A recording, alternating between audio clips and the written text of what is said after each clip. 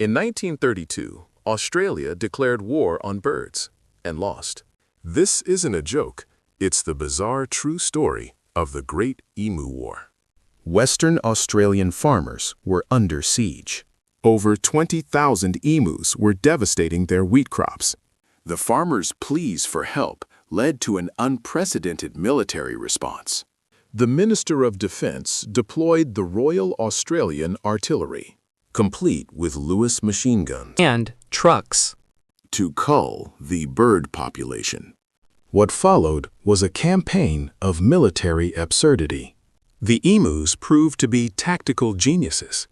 They scattered into small, agile groups that were nearly impossible to hit. Their thick feathers acted like armor, often deflecting bullets.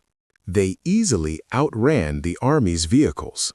After days of fighting and the expenditure of thousands of rounds of ammunition, the official tally showed only around 2,500 birds had been killed. The operation was a costly failure. The military withdrew. The emus, through sheer instinct and resilience, had won the war.